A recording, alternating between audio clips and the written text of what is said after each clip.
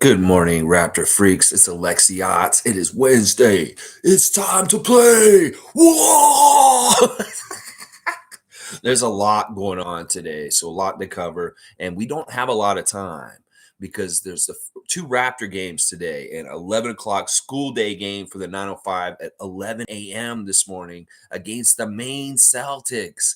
So we got to be ready for that, and then of course the Spurs later tonight, 7:30, Scotiabank Arena, first game home after the long road trip against the Spurs. I'm gonna tell you something right now, real crazy. The Spurs have won one out of their last 15 games. So we need to beat them because they are not winning at all, hardly at all lately. And I think it is very much somewhat calculated considering how well they're getting positioned for Victor Wembanyama. It really does look like Popovich and the company of the Spurs are looking like they got a good shot at getting that phenom Victor. So, yeah, I don't want to hurt their chances for getting Victor. So they need to go ahead and just lose once again tonight. The Raptors very much need this win because we're continuing to pull it out of getting out of these problems that we've had this season. And San Antonio is a great game for us tonight as the first game back from the long road trip. I'm going to tell you guys, they have injuries out the wazoo for the San Antonio Spurs this morning. They did make a trade yesterday, guys. They have reacquired Dwayne Dedmon from the Miami Heat, and he will not be available today as he has not traveled in time or cleared waivers or physicals or whatever to be able to be available here tonight in Toronto. So Dedmon is officially on the Spurs again, but he will not be playing tonight. For sure out tonight. I will start with that part of the list first because it is a little lengthy here. Devin Vassell is still out. It's his knee, but he was spotted doing some walking on a treadmill like a month ago, but he's still out. So no Vassell, no Jeremy Sochan. He is doubtful for the game today, but they're saying he's out. So I don't know. They say he's doubtful, but then it says he's out. Romeo Langford is out for the game today against the Raptors. It's his thigh. Now, on the day-to-day list, we've got Charles Bassey, who is a G League player for the Spurs, who actually got a spot in the All-Star weekend for the G League, like Rising Stars event or something. Bassey's going to the All-Star weekend, but he is day-to-day, may not be playing today. Keldon Johnson, the number one player for the Spurs this year since DeJounte left, is day-to-day today.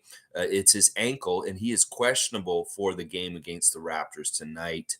And then still, Trey Jones, their starting point guard right now, he is also day-to-day. So when you look at the Spurs and the depth chart, 4 out of their 5 starters are either already out or questionable for tonight, with Pirtle being the only regular starter that is available for tonight for sure. So yeah, this is going to be not only, a weakened Spurs team that's been losing a lot this year, they're hurt also. So we should be able to do some stuff. Now I'm looking at their depth chart and I see that our old friend Stanley Johnson is on the Spurs right now. So get ready for a Stanimal reunion because Stanley's in town today.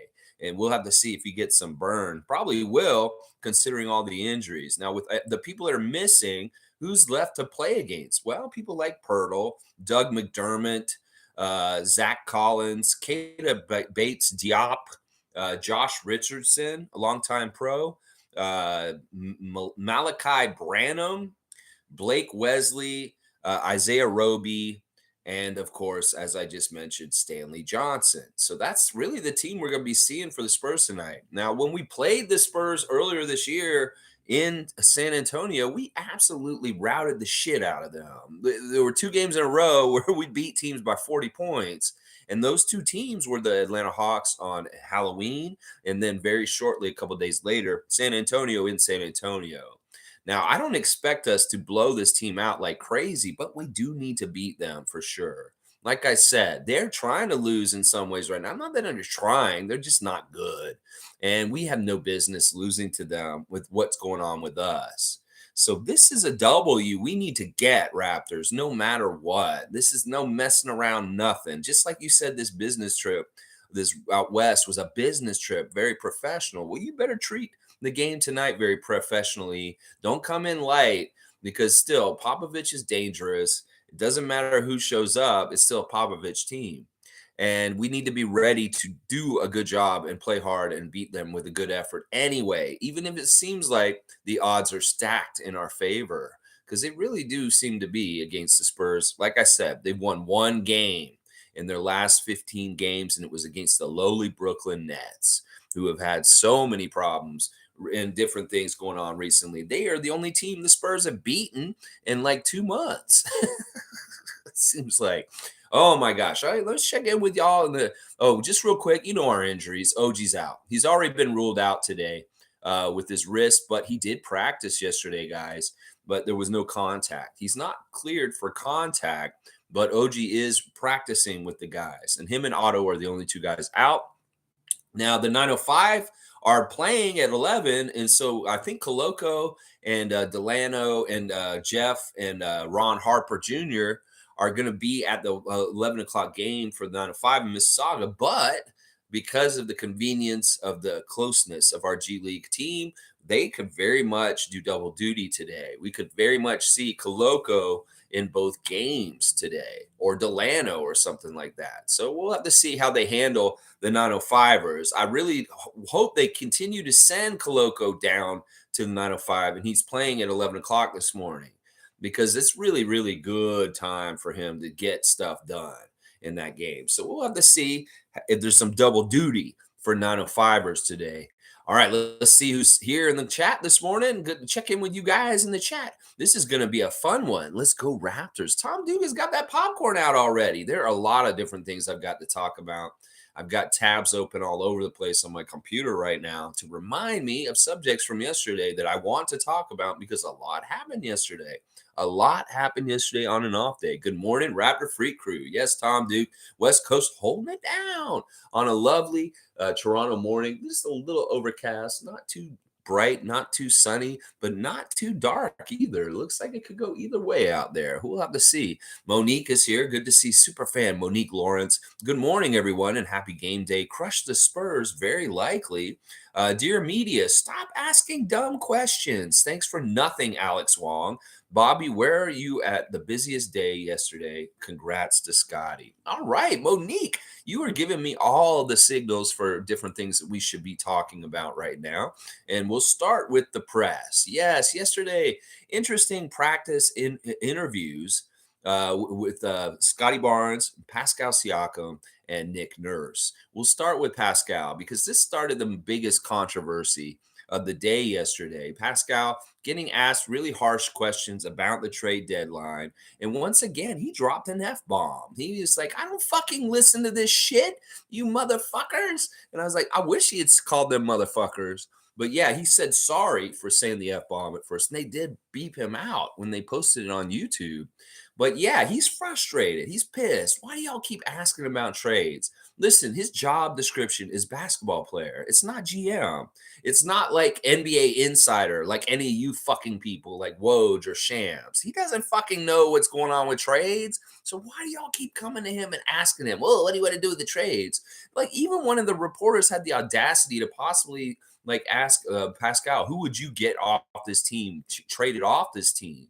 Y'all are not looking at this in a humanistic way, reporters. You're full of shit. And first of all, what is this importance with the trade deadline is just increased every single year? It's so stupid. When I was a little kid and I watched the NBA, we didn't even give a shit about the trade deadline. There was no media about it. There was no ESPN overhyping 24/7 for like a week. There's none of that. It just happened. With the GMs did their shit and we didn't know about it. And then we heard about players going to new teams. We didn't speculate. We didn't have this whole stupid ass fucking tabloid cycle of like trying to figure out who's going to get traded where and all this kind of stuff. This is so much manufactured in the last 5-10 years of evolving to this because of stupid ass ESPN and hyping up trade deadline bullshit. It really is way more important just because the media rouses it up and woo, shakes it up to try and make it more important. I want to go back to the day where the dunk highlights and the stupid ass shit like that weren't the most valued prize thing, where we have rebounds and defense more prize. I want to go back to the day where the trade deadline is just a distraction and something that you don't focus on so much. It's for you fantasy nerds and want to try and figure out what they're going to do with the next deal and stuff. Because the hype and the bullshit around the trade deadline just needs to go away. Nick Nurse said it the best yesterday. He's like, y'all, there's so much noise about the trade deadline right now that you cannot take any of it seriously because it's all bullshit. That is basically what Nick said yesterday. And he said also that if y'all really knew what is realistic about happening in the deals, half of the shit you're saying, you would be like, I'm an idiot because this isn't even realistic for happening. So it's just really getting out of hand and it's just stupid at this point. One point at the end of Pascal's interview, Masai motions to Pascal to come into his office. And of course, Michael Grange reports this, and you see how fucking bullshit news gets blown out of proportion into way bigger things than it is. Michael Grange puts a little tweet that says, oh, Masai came and asked Pascal to come in the office at the end. And he just leaves it open ended. Now, is it, oh, Pascal, you're traded. We just traded you to Phoenix for DeAndre Ayton? Or is it, Pascal, would you like some cream and sugar with your coffee? I don't fucking know what Masai had to ask him. Maybe it was something dumb. I think Aaron Rose said something that they came out of the room laughing and that they had a good time in their little visit, in their meeting with that point that Michael Grange left out. But because Michael Grange just puts that little kernel of information, other places like NBA Central and other NBA media takes that little kernel and expands on it in aggregation to do this crazy ass reading into it and writing out of pocket articles left and right. You could actually see the process and how it happens yesterday in real time, from when Michael Grange made that first initial tweet to how it morphed into a toxic cesspool of misinformation that's speculating into all kinds of stupid ass ways that doesn't make any sense. So yeah, media, we've seen how you work. And Michael Grange, fuck you for starting an ambiguous tweet that led into a dumpster fire of stupid ass speculation about a meeting between Masai Ujiri and Pascal Siakam. We look at young Scott Wayne Barnes while he's doing his interview, and they're bombarding him with questions about the trade deadline. Are you thinking about the trade deadline, Scottie? Are you wondering about who's going to get traded on your team, Scottie? Ooh, Aaron Rose, get over yourself, you stupid ass little shit. You know, when you ask Scottie this was one of the dumbest questions asked yesterday by Aaron Rose. Scottie, when you were a kid, did you look forward to the trade deadline and watching all the cool stuff happen on trade deadline? No, because he's not a dumbass nerd like you are that thinks that that's fun or entertaining, motherfucker. Your questions are so stupid. He looked at you like you were an idiot when you asked him that. Like, seriously, I've been watching the NBA for 40 years, and I ain't never ever gotten so excited about the trade deadline like some of these idiot reporters or some of these newer fans that think the trade deadline is like Christmas with Santa. No, that's not what it is, you idiots. It is exactly what Nick Nurse said. It is an opportunity to improve your team, and that is something that always should be looked at seriously and looked at all the opportunities. But y'all are not realistic. In fact, Eric Rose continued to do some crazy shit on Twitter last night where he made this crazy ass 5-team trade where he's like moving everybody around. And it's just so unrealistic and so fucking crazy and stupid. Y'all need to chill. Scottie looked at Aaron. He said, I never cared about the trade deadline. In fact, I don't really start watching the NBA until playoffs, is what he was saying. You go, Scottie, because, like, honestly, it was so nice to hear that they don't care. They're not listening to the noise. They're only focusing on their work and coming in and playing basketball. They can't listen to all this stupid shit. And what the fuck kind of evil motherfuckers are you to ask them questions about losing their friends and trades to go other places and feeling gleeful about it? Aaron Rose and Michael Grange and all you fucks in the media scrum. You're like, what joy do you get from, oh, do you really get excited about the trade deadline and your friends possibly leaving your team and you not being around them anymore? Ooh, how exciting to say goodbye to people that you love and care about. You fucks. You media fucks. And even Nick Nurse said, I know it's not you guys. He said, there's all kinds of noise and people just making up shit, but I know it's not you guys. You're wrong, Nick. It is those guys. So come down on them and tell them, fuck you in the middle of the interview. Aaron Rose, Michael Grange. You were wrong, Nick. You tried to say, oh, I know it's not you guys. Because he's like talking about the idiots that are writing all this shit. He says, oh, no, I know it's not you guys. No, you're wrong, Nick. It is those guys. Let me just trust you. Trust me, that is those motherfuckers standing right in front of you. They're causing this shit too. Trust me. Oh, man. But what a media scrum. And thank you, Scottie and Pascal, for reiterating that this team is not give a shit. They are just going about business. They are all for one for all. And all they care about is playing the next basketball game and getting a W. Yeah, Nick Nurse said, is like, what do you think our players are doing? Sitting at home, reading all this bullshit and just cowering and like so fearful that they're going to get traded? No. Oh my gosh. Another thing that's pissing me off is Aaron Rose put a poll on Twitter. And he said, what if the Raptors don't do anything during this trade deadline? How will you feel? And more of the Raptor fans were picking pissed off. I'm going to riot. I'm going to be angry if the Raptors do not do anything. You fucking idiots that are going to get mad. You do not understand GM work and being in the NBA as a person who's in charge of a team. Thank God. Listen, let them do what they're going to do. I trust in Bobby and Masai. That's one of the biggest things you need to be when you're a Raptors fan. Trust in Masai. And if he doesn't want to make a deal during this trade deadline, don't fucking go in the streets and start burning down cars because you're upset the Raptors didn't do anything. You're fucking idiots. They know way, way better about the trends and what they're doing with the team. And then maybe this isn't go time, this trade deadline. Maybe they're building more want for our players in different ways. Maybe they're going to do things in the offseason. I don't know. I'm trusting in Bobby Masai to know way better than me or any of you fucking knuckleheads that'll be mad if they stand pat and do not do anything on this trade deadline. So brace yourself, idiots who want something to happen no matter what.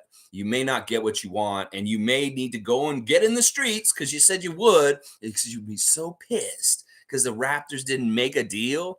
You're idiots. Come on, y'all. Just let them do their job and trust in them. Now, at the end of the year, if they didn't do anything and things were worse because of it, so be it. Then we can talk about it. But for right now, I'm trusting Masai and Bobby blind, and we're going to let them do whatever they got to do on this trade deadline. And hopefully this motherfucker just passes and we just keep moving. If they make a deal, I trust it. If they don't, I trust it too. And y'all should too. All right. Yeah, a lot of talk about there. And thank you, Monique, for bringing it up. Next, yes, Alex Wong. Fuck you. I think that he just made that shit up. You got to be more responsible, bro. You are a news source in some ways, even though you have parody accounts and you're funny and your jokes. Now, if you make a semi-serious tweet, gullible people like myself will believe you when you say Bobby Webster has scheduled a press conference. So be more responsible with your information that you put out there, because it seems like when you said Bobby Webster was going to have a press conference yesterday, you were not being serious. It was a joke. But it's such a bad joke that it can be brought into the realm of real possibility. And you gave misinformation to people like Monique and I that Bobby Webster would have a press conference yesterday. So that's on you, bro. That's just like a Doug Smith last year with Armani Brooks. Be more responsible. You're a member of the media, Alex Wong. And if you tell false things, you're going to tell people that they can't believe you anymore. You're not trustworthy. You're not verifiable. And in some ways, maybe you shouldn't be because you're a comedian. But yeah, when you say stuff and you're on Sportsnet, bro, we're going to take it as word. And when it doesn't happen, yeah, we're going to see you're full of shit. So yeah, I don't like that. I like you a lot, Alex Wong, and I'm looking forward to your book later this year. But don't do shit like that. If you know Bobby Webster's going to have a press conference, tell us. But if he isn't and you're just saying it out your ass, just hold your tongue. How about that? How about that? Yeah. All right, let's see. Bobby, I don't know what Bobby Webster's going to do. We'll have to see. And then congratulations to Scottie. This is in reference to him getting drafted in the Rising Stars game by Pau Gasol yesterday. They had it live yesterday around 3:00. They had a draft. Jared Greenberg was the host, and the three captains of the Rising Stars teams are Pau Gasol, Darren Williams, and Joakim Noah. Now, these three guys are old pros, and I have a lot of respect for all three of them. Powell being a champion, Darren Williams, one of Fred VanVleet's favorite players of all time, and Joakim Noah is kind of a rogue in the history of the NBA, somebody who's very feared and hated, but if he was on your team, you loved him. Now, they drafted, and I'm just mystified about the reasoning and what they did here because, all right, the first pick in the draft ended up being Paolo Banchero, the first pick of the draft in the draft this past year. Okay, fine, I can get with that. Now the second person who was picked was another Magic player, Franz Wagner. I don't understand why these guys are so important. The Magic got to get picked first, and then Evan Mobley. Now the reigning Rookie of the Year is Scottie Barnes. He beat both Franz and Evan in the rank in the Rookie of the Year. And you guys are picking Scottie 12th. You picked 11 people from that Rising Stars pool list over Scottie Barnes. And that is a fucked up thing. In fact, when Pau Gasol selected Scottie Barnes yesterday, he said, I can't believe this gift that has landed in my lap, that I am picking the rookie, he said former Rookie of the Year. Well, Pal, you're wrong. He's still the current Rookie of the Year, you motherfucker.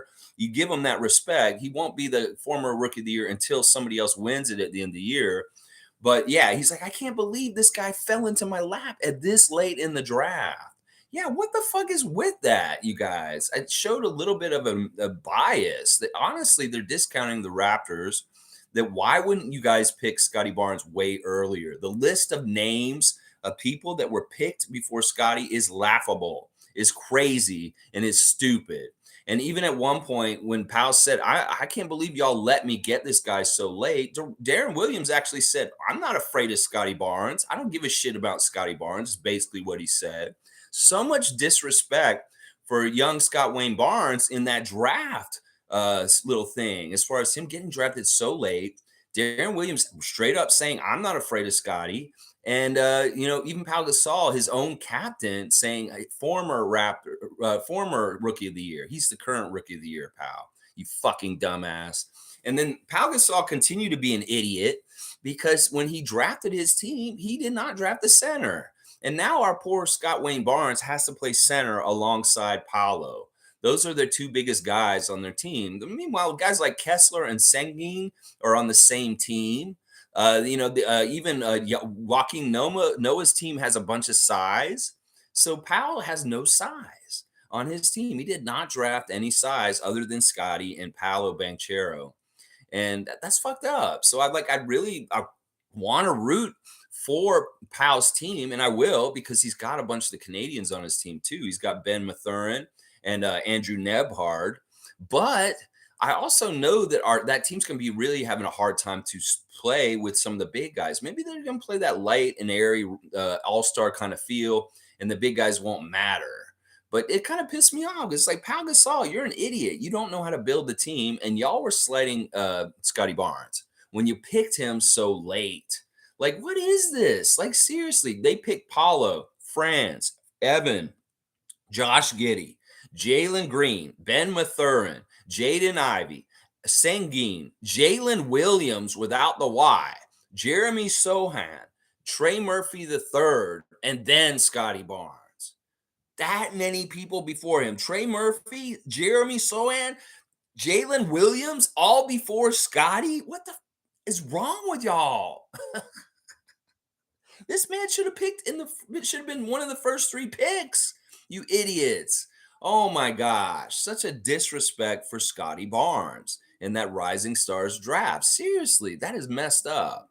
Oh my gosh. All right. Anyway, I'm going to keep going. Mike's here. Salute the real ones. Project Truth always. Thank you, Mike, for being here. Check out Logical Raptors Fanatics YouTube channel. Always good. Cool Cat is here. Good morning, Raptor Free Crew. We are in place for a play-in spot now. I want to say that you're right. Cool Cat, we're close.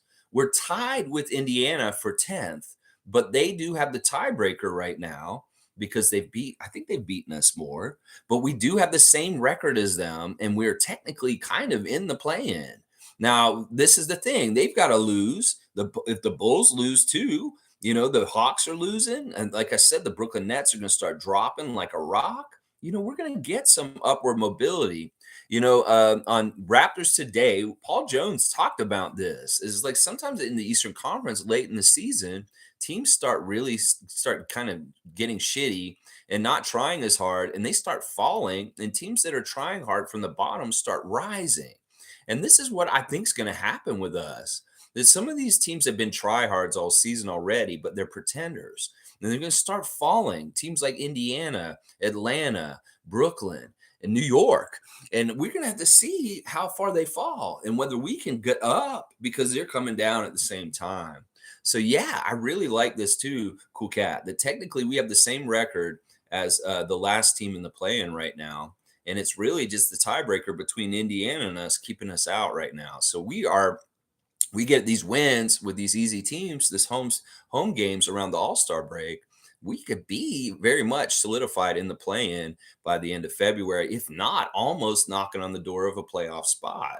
So let's see what we can do with the movement and the schedule we got right now and see if these other teams have a harder time, because maybe they had an easier part of the season already and now they're dealing with harder stuff and they're going to start losing like we had a hard time at the beginning of the season.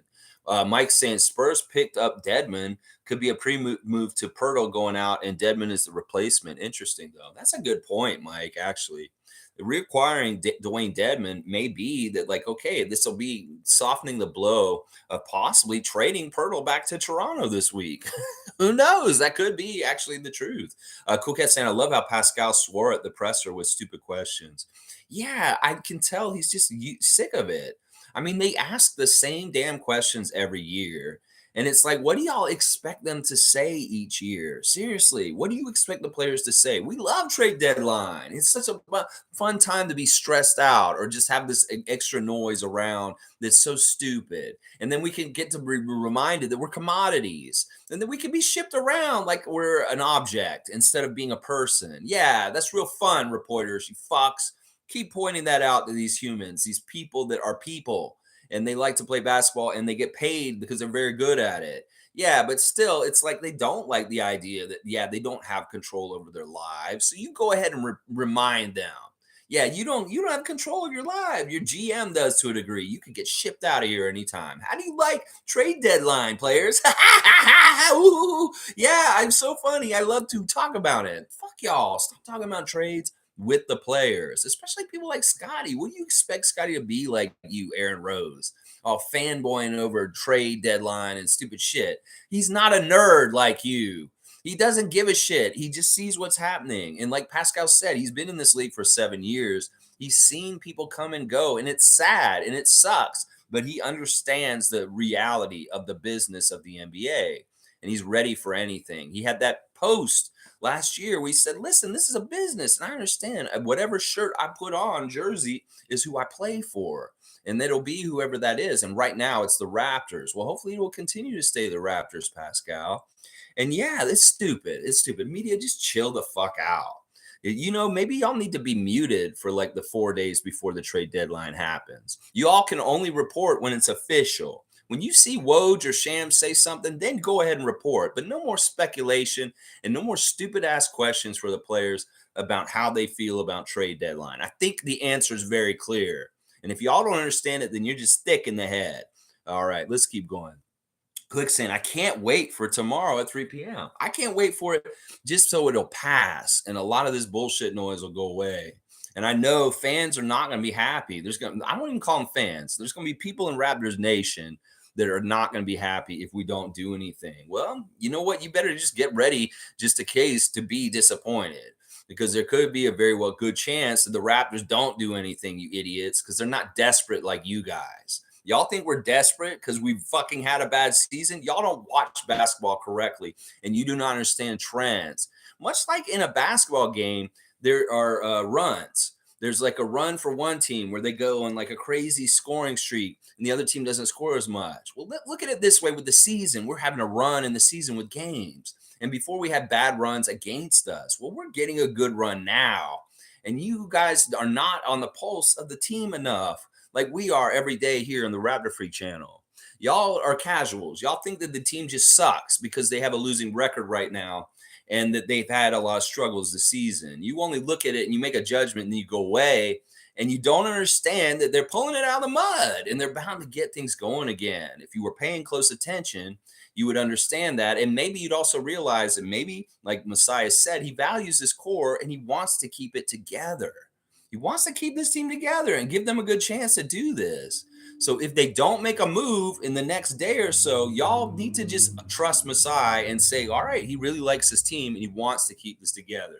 Now, anybody who's saying, oh, well, then Gary will leave for nothing, Fred will leave for nothing. Well, no, that's not usually the case. Like I said in a couple days, that sign and trades are very much worked out with players and management ahead of time, just like with Kyle Lowry.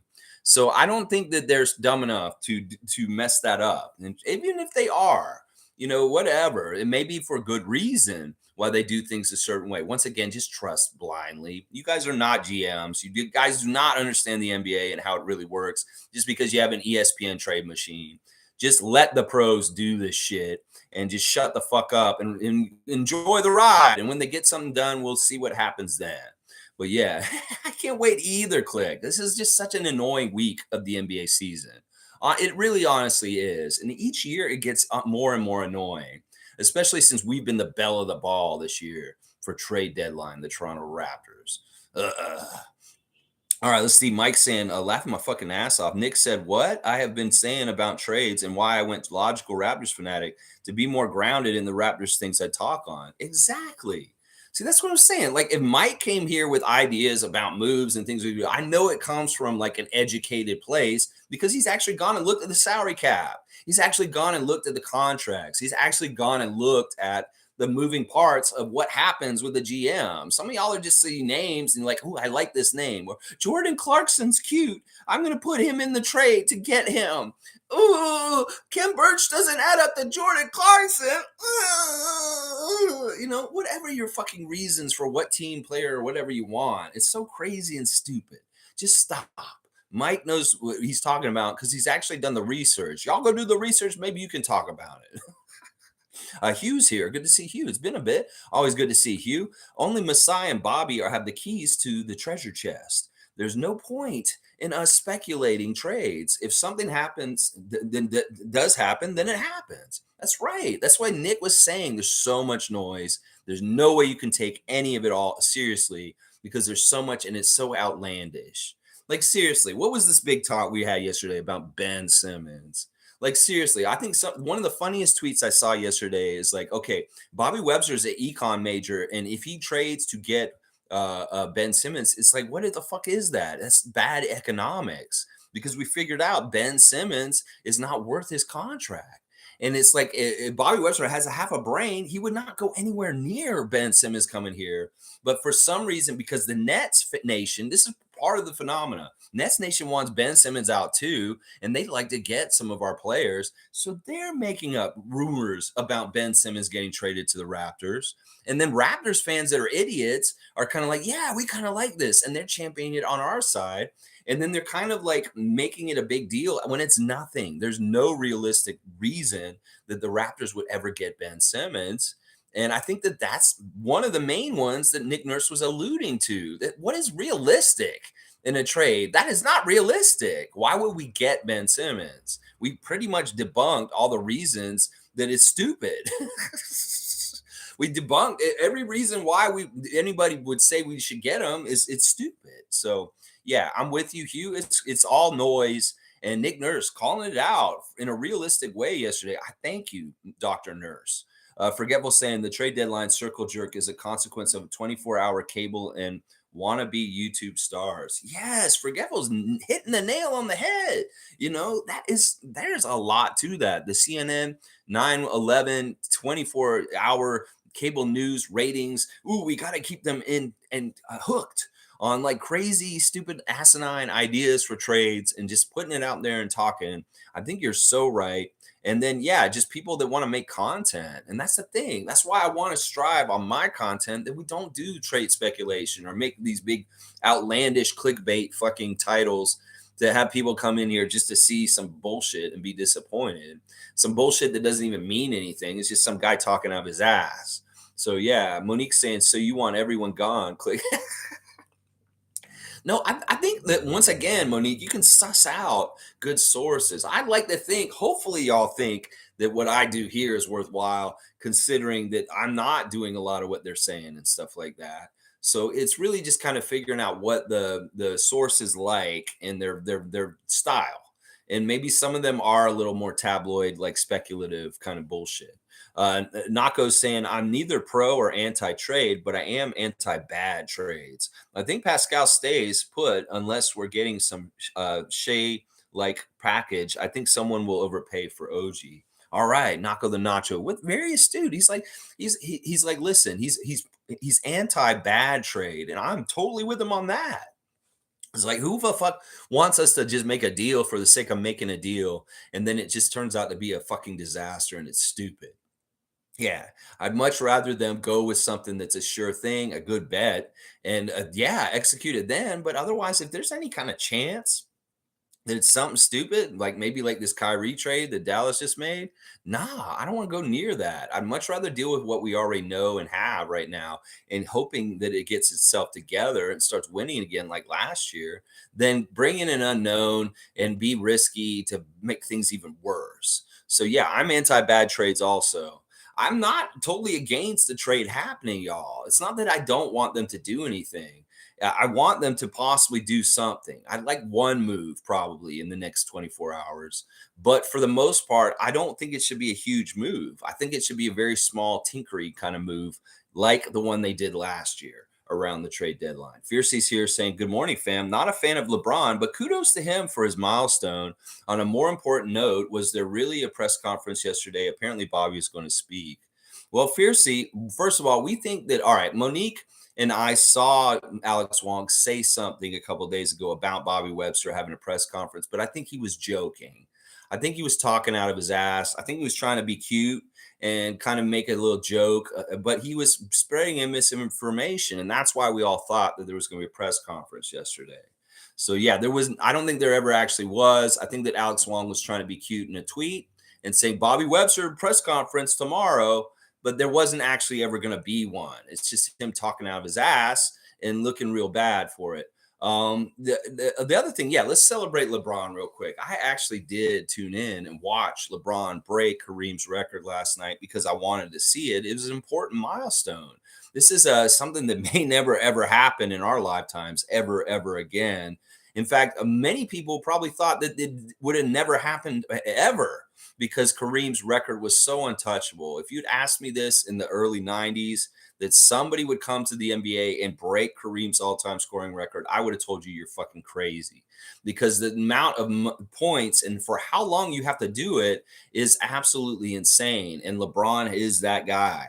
Now, I want to say this. I will do two things. I will say good things and bad things about the whole thing. LeBron was very gracious in the moment with Kareem. I really enjoyed Kareem being there and coming out there and them having a ceremonial kind of picture in the middle of the game, stopping the game with Adam Silver. It was very nice to see LeBron show respect towards Kareem because at times in the last couple years on this race to get this, he has not totally been respectful of the great Kareem Abdul-Jabbar. But it was good to see him there, and Kareem very much dignified and with grace there as a luminary, standing with him and being such a good sport. And in some ways, Kareem never thought that anybody would be able to do this, and it's kind of crazy that he did. And I want to say this: listen, if Kareem Abdul-Jabbar had played in this era, he probably would have scored way even more points. If LeBron James had played in Kareem's era, he would not have scored as many points as he has. This is the thing. Kareem played a lot of his career when they had no three-point line. Kareem played and made most of his points with two-pointers and not as many free throws. You know, LeBron made a lot of his points at the free throw line and the three-point line. And in some ways, it's easier for him to get the points. Let's just say the points that Kareem scored are more valuable in some ways because they were much more harder earned. They were much more harder earned, and they were in an era that it wasn't totally like all crazy offensive, and like the game was evolving to be highlights and wanting more scoring. So in some ways, I weigh Kareem's points way heavier than LeBron's because they came at a harder time. He did it without the 3-point line. He did it mostly without the free throw line also. He did get a lot of free throws, but not as many a percentage as LeBron did. And I think that that needs to be said about this. That in some ways, LeBron breaking his record is really propped up by the trending of the NBA becoming more offensive minded, especially in a lot of stuff we're talking about recently with cutting the nuts off of the defense in the NBA at this point because of the rules, no hand checking, barely any contact. You breathe on LeBron, he goes to the line. Well, that's why I don't totally respect him breaking this record. And in some ways, I discount it because LeBron, you didn't do it like Kareem did. And he did it way, way harder time. And he worked way harder for his than you did in some ways. So I got to respect it. He did it technically, but I don't know how it would really match up if you really put them each other's settings and see how they would have done in their years in the league and if they were reversed. Let's just put it that way. So yeah, congratulations to LeBron James. You did it with grace and dignity. It was fun to see Bryce James and Bronny James out there celebrating their dad's thing, and his whole family, his mom, his wife, and just other people. It's got to be fun for people like Thomas Bryant and Rui Hashimura and people that were on the team with LeBron to be a part of that moment. I know that courtside seats were going for $128,000 last night to sit next to the court for LeBron doing this last night. Somebody paid $120,000 for one seat to sit in that fucking arena to see him do that. So it's a big deal. And it's kind of cool that they stopped the game and took so long, but this really kind of messes up the flow of the game also. But good job, Oklahoma City, kicking their ass still and winning the game. SGA looking good on that stage and taking his team to a close victory over the Lakers no matter what. So you go ahead, LeBron, get your points, but your team still sucks and you lose all the time. Russell was trying to take the spotlight for a little while in that game too. It was pretty hilarious. Yeah, and I didn't see Russell out there celebrating LeBron's celebration very much like the other guys were. He kind of disappeared. And like you didn't see him on camera during that whole period of time. It was very interesting. But yeah, congratulations, LeBron James. That's my official take on all that. That is impressive. And I don't know if anybody will ever break your record, especially since you're going to add to it. If you continue to play until Bronny comes in, Michael Grange is speculating you're going to get up there like maybe close to 40,000 points. We'll have to see. We'll have to see how far you go and how long you stick around, LeBron. But very interesting stuff last night, and congratulations. But I did want to be real about that. Top of Top saying, morning, Lex. That was messed up what they asked Pascal. He could have handled it better after 7 years in the league. What do you think Raps should do? He could have handled it better. I don't mind him cussing. I liked him cussing. You can tell Pascal is really tired. He's worn out. You can tell he's kind of emotional these days. In some ways it may be a little scary to him seeing Scottie take over and like kind of there's a little bit of writing on the wall. In some ways he's got to fucking step up and be more consistent. He knows he's not playing as well as he could. So Pascal's in a weird place. You can tell he's not very happy in some ways. And it's not because of like things with the team or anything. It's because of like them losing and him having struggles. And he's just probably exhausted. So yeah, him dropping an F-bomb in the middle of an interview, I have no problem with it. I've heard Pascal cuss a lot before. He's usually pretty good about holding it in. So it's not like we don't hear him cuss.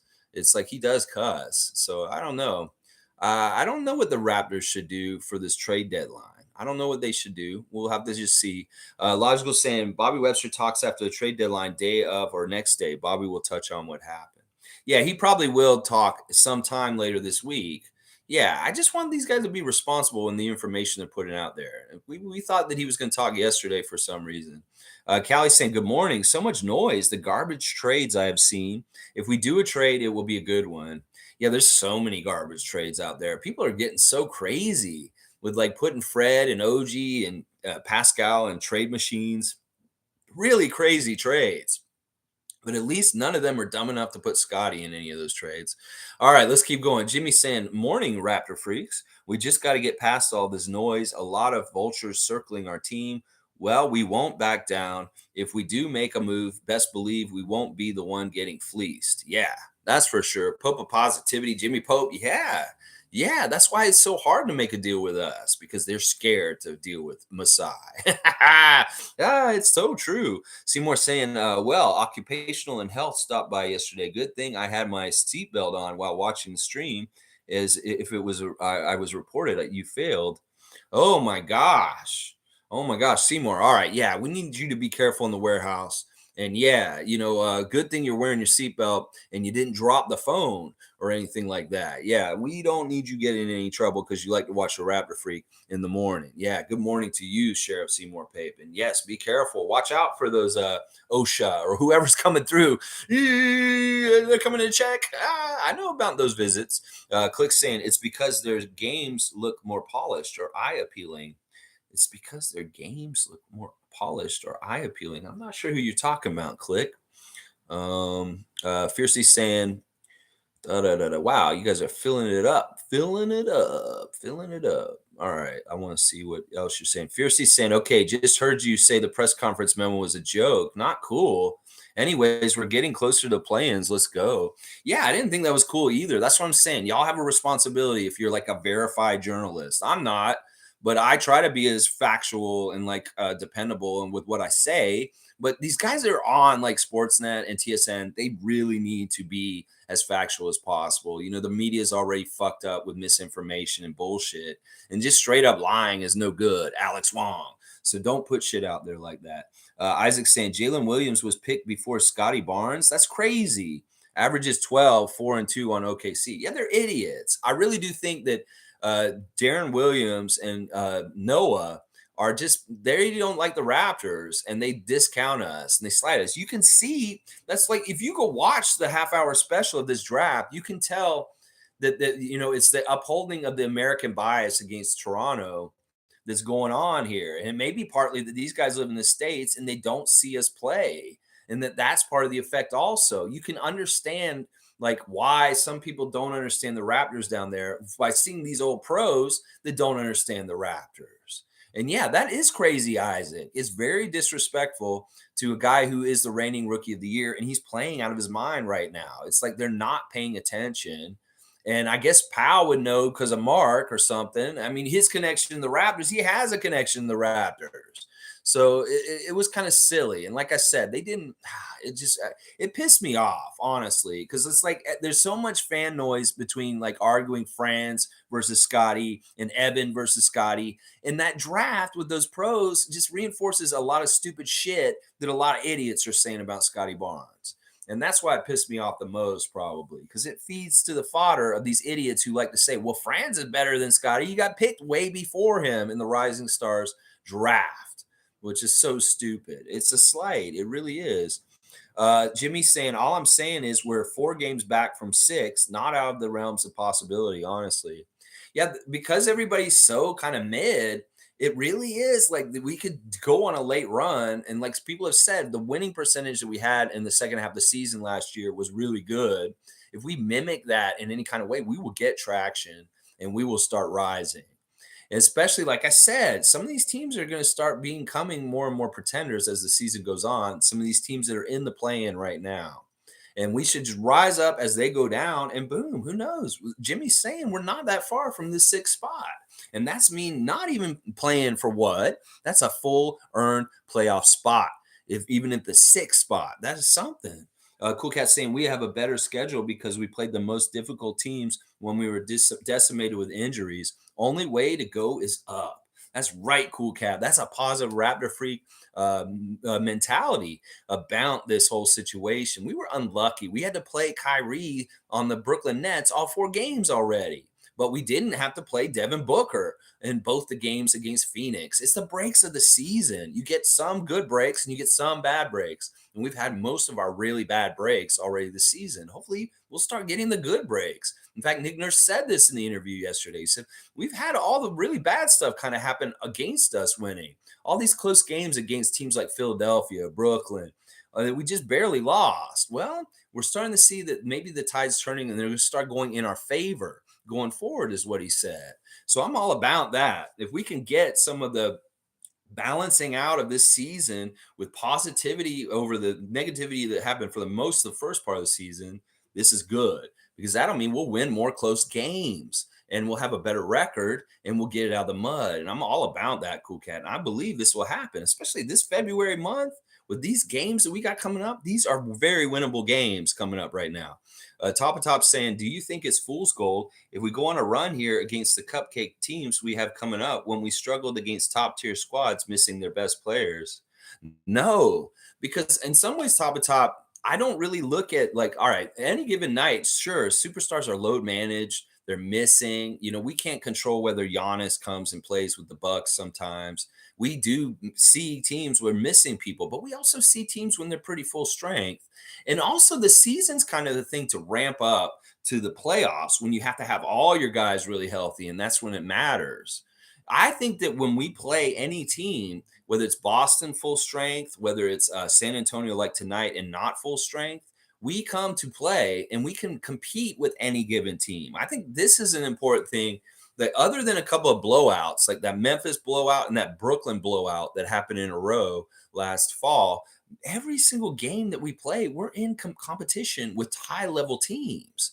It's like we were in good competition with the Celtics when we played them twice so far this season. We've been in good competition with some of the top teams in the league when we play them. And it's not, we can compete. So I think I look at it this way. It's like, don't look at who's missing. Look at the team we're playing and whether they're a winning team and they've done really well. And look and see if we've been competitive with them to the last couple minutes of the game and we just barely lost. We can compete with anybody in this league. It's just we got to be healthy and playing like well. And then we can beat anybody, seriously. And it's just like Leo said, we could beat any team in the 7-game series too. So in some ways, they may start to under expect us to do anything. They may underestimate us because our record's been so bad this season. If we get in a good place, it's like they say, if you're hot near the end of the season, you come into the playoffs with some inertia and good feelings and you're rolling, you can fuck teams up no matter how your record looks. So I think that this is part of what we're looking at with our team. If we can get really good this month and get some inertia going, we can be a spoiler still. And some people say, well, why would we want to do this? We're going to probably get put out in the first round anyway. Well, it's all good and it's all good experience. We want to be a playoff team year after year. We're not a tanking Wemby team. It looks like it. Some people wish we were, but those are losers. We are playing to win. And we want to win so we can get the playoffs, so Scottie can get more playoff experience. That is maybe the most important thing we could do right now is continue to get Scottie time on the big stage and get him more accustomed to it and like normal to him. So I value that way, way more than maybe like saying, you know what, we beat these bad teams this month. It's not going to help us with the ping pong balls. No, fuck that. We play to win. We want to go all out and we can make noise still from a lower seed. So I trust them to kick ass if we get that point. If we're healthy and boom, where everybody's going pretty good, we can kick people out of the playoffs, even from a lower seed. Trust me, because we play better on the road in some ways. Let's see. Monique saying, really starting to appreciate Amit Man and see on that interview with Scottie Barnes regarding the Ringer article. Scottie said some funny things in that article that I didn't realize. Like one of the things he said was he didn't realize that Kevin Durant for him stuff was happening until he got on Twitch that night. And it's funny because I was on Twitch with him that night and he was blindsided by it while he was on Twitch, which I found is so interesting. Scottie didn't have any idea that this Kevin Durant drama had started on that Sunday. I remember it was a Sunday. And we got on Twitch and he was on Twitch and he's like hanging out and everybody's bombarding him with Kevin Durant, this, Brooklyn Nets, this, welcome to the Nets, Scottie. So he banned the words on his stream. Well, he's talking about it in this article that you're talking about, that he didn't know that this was happening until he got on Twitch and he reacted to it in real time when it was happening. I did not know that. I thought that he found out about it before he came online and he was like, I don't care. I'm going to go ahead and play on the video games on Twitch anyway. He didn't know. And then he got bombarded with it. In some ways that makes me like it more because he really reacted really calm and coolly to it. I watched him. It wasn't like he freaked out or anything like that. He basically got the mods to turn off the keywords Kevin Durant and Brooklyn Nets and a couple other ones similar to that, and cut the noise out because he wanted to continue to play video games and not hear that noise. But that was very interesting to me that he said that he found out about all the Kevin Durant trade buzz while he was on Twitch with us. I thought he knew from before, but that was very interesting to me. But yeah, that Ringer article is fantastic. And yes, CJ Miles, I met man, fantastic work with the podcast coming out. Keep going, y'all. CJ, you're amazing in the podcast, and we just love hearing your insight. We really do. Seymour saying, so you're saying we have a chance. So you're saying we have a chance. Yes, Seymour, we have a chance, just like you have a chance to, get away with whatever's going on in the warehouse. I don't know. Don't tell me. I want to be ignorant. Let's see. Click saying, I mean, you could say it's a bad season, but in reality, our roster construction is bad. I don't even know if it's that. Like, seriously, sometimes you have good teams and they just get into really bad luck and it kind of snowballs in bad directions. And then you have new kind of problems that make it seem like your team's not good or it doesn't work. I don't totally believe this because it's the same team we had last year and it worked last year. So what is the difference between this year and last year? Well, Siakam doing the splits. I mean, in some ways, the injuries were kind of comparable. We did have a lot of injuries in the beginning of the season. We kind of pulled it out of the mud. So in some ways, that's comparable. But maybe our getting out of the injury part and getting back into being smooth has not as been as a smooth transition as it was last year. I don't know. I don't think this team is bad. I think this team is exceptionally good. I think that it's just that it's not functioning completely correctly. And I don't know exactly why. I think it's a perfect storm of Fred not being able to shoot for half the season, Pascal being missing, different people missing like Precious and OG at different times. And it's really hard to just say that our roster I mean, I could say the bench needs to be bolstered for sure. But I think we did improve our roster just by getting Koloko last year. So, and our guys are just getting better. So I have a hard way to say it's a bad season because of luck and injury. It really is. I don't think it has to do with us like playing hard and just sucking. I think that it's been like such a weird like margin of error where we just barely don't do enough and we just barely lose. And that we're this close. I keep saying this all season. Well, maybe we're this close and we're going to be this close above it now and we're going to start winning all the time. So I don't know. It's hard to gauge this season with the Raptors. A lot of people want to say we suck and we want to blow us up. Well, a lot of those people are saying that are our enemies. And that's the thing. When a team gets in a weakened place and they're actually really good, other teams will start saying, we want Fred. We want, you should just blow up your whole entire team. And too many people in Raptors Nation are echoing the sentiments of Celtics Nation or Nets Nation or are opposing nations that want to see us destroy our core because they know it's good. And that's part of the reason why they love us doing badly so that they can stir the pot and maybe we'll blow things up in a way that we shouldn't because it's actually really good. That's what I'm saying. I don't like doing what Celtics Nation wants us to do. I don't like doing what Nets Nation wants us to do or Philly Nation. When they start saying what they want us to do and it lines up with people in our Raptors Nation saying it too, I don't listen to those people anymore because we don't want the same thing that Celtics Nation wants and they want us to blow up our team. So that's what I'm saying, y'all. Think about where this noise comes from. It's coming from other NBA team nations, and they want us to blow up our team because they know we're formidable, and we may make a mistake by doing it. So what if that's the case? I mean, I really do think that's the reality of the situation, that we are a good team. We just had a very bad season, and we're going to figure it out before we blow it up, hopefully. I don't want to blow it up. I think that we are a good team. Seymour saying Bobby Marks has the worst trade takes.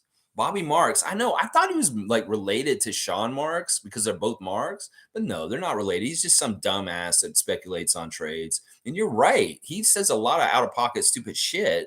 And because he has some sort of like reputation, people actually listen to him, even though he sounds so crazy with some of the shit he says. Faust Fiercely saying, I honestly don't mind if no moves are done. I trust the front office. And yes, I agree with you on the media asking repetitious questions about trades. So cringe and annoying. I mean, what do you want from them? You want to cut a scoop like that, Aaron Rose. What are you expecting you're going to get? What are you expecting them to say? Yeah, I've hated this whole entire team this whole time. I want to leave. These people are not going to say this shit. You're not going to get what you want. You're going to get like furrowed brows, frowns, and like, why are you making me feel sad inside? Is what you're going to get from them. David Saborn saying Jalen Williams was drafted before Scottie. Yes, not that Jalen Williams with the Y. Jalen Williams without the Y. That's right. Yeah, right before him. That is crazy. That draft for the Rising Stars yesterday. 11 people got drafted before our Rookie of the Year. 11 between the rookies and the sophomores. They picked a whole bunch of rookies before our sophomore Rookie of the Year, Scottie Barnes. Yeah, it's total disrespect. Randolph saying, "Good morning, beloved Raptor Freaks, most informative gang. Blessings this game day." And yes, it's a game day in 45 minutes. So I better do the ref report for the 905 right now, guys. The ref report for the 905. What happened? Where did it go? It was here. It should be here still. Oh, there it is. Okay. For our main Celtics are still here in Toronto to play in Mississauga against the Raptors 905. The crew chief is Cherie Mitchell. The referee is Agon Abazi, and the umpire is Stephanie Barksdale. Now, this is Agon Abazi did the first game against the main Celtics. So there is our ref crew for the 905 game that starts in 45 minutes. It's a school day game, 11 o'clock. Hopefully they can beat the Celtics in this one. It's cool. Greg reached out to me last night, Jubstown Clink, and said that he was at that last 905 game with the main Celtics, that they had the capes and that his kids really enjoyed Cape Day and seeing Siakam and Nabatia at the game the other day. You go, Greg. We missed you. I know you haven't been as busy on YouTube, maybe more busy with the restaurant stuff. And it's so happy to see your presence online once again, Greg. So hopefully we'll see you around the chat again, or just in general interacting with the Raptor Freak channel. We miss you, Greg, and good to see you chime in. So yeah, let's beat the main Celtics today. We don't want to let them beat us twice in our home building out in Mississauga. So we need to win today, Raptors 905. Take care of business and take them down. I hope Coloco's showing up to help you guys because he's in town. Why not send Christian down there and get some burn at 11 o'clock school day game with the kids in the arena? I'm sure that's what's going on. They're going to have a whole bunch of kids in there and it's going to get crazy. So we got basketball to watch. I need to finish up this stream in the next 45 minutes so we can watch some 905 action. Yeah, let's see. Logical saying player trades are a commodities market. The rules of trading and acquiring commodities matter in evaluating value. Cost of acquiring players is key, and how many assets you can hold and at what cost. I know, Mike. But that's what I'm saying. In some ways, I know everybody's a product or a commodity, and you can have a price in this world, and people will pay you or this or that. But in some ways, it harkens to a very ugly side of the history of the United States. And I don't like that. I do not like that in some ways. We treat people like products or commodities and we trade them like it's gold or silver. And I just don't like that. I just don't like that in some ways. In some ways, it's already dehumanizing for the players because of the system and the way it is, as far as it is. But I don't know how they would do it otherwise. But still, the reporters can do their part and not, being like this, is what I'm saying. David's saying Cam Thomas, only one other player has hit 40 plus in back to back to back games. The other was Allen Iverson. Young talent, no idea where Nash had this guy locked up last year. Benched with Claxton, I guess. Well, listen, you can't really blame. I mean, Nash, he had his faults, but there were a lot of faults with the Nets. We know that. Listen, when you have Kyrie Irving, James Harden, Ben Simmons, Kevin Durant, there's not a lot of flow that's going to go around to everybody, bro. And that's the thing. He is buried behind Hall of Famers. And now that one of them left, he can step up and do this. I think it's interesting that he's getting 40-point games right now. But in some ways, I'm not that impressed still. There's a vacuum that has been opened up in Brooklyn. And Kevin's not playing right now. Ben's not going to do the scoring. They need somebody to step up now that Kyrie's gone. And that's why he's doing this. In some ways, they're very hollow 40-point games because look at whether they're winning or not in these games. They're losing these games still. So I don't give a shit if Cam Thomas scored 40 points. There's a lot of guys in this league that can score 40 points if they're given the opportunity. Do they win while they score 40 points? Then I'm like, whoa, they're good. But no, he's not winning. He's scoring 40 points, but they're not winning the games. So I'm not that impressed with him. And in some ways, it's just hollow expansion team scoring. That, you can have guys on shitty teams like the Orlando Magic or the Rockets, and they can score like big 40, 50-point games because they get to score a lot, and that's just the nature of that team. So, in some ways, I'm not very impressed with Cam Thomas. Sure, 40 points in 3 games straight, that is impressive in some ways, but in some ways, it isn't when they don't win. So that's the way I look at it. Go Gadget Raptors back. Good to see you again.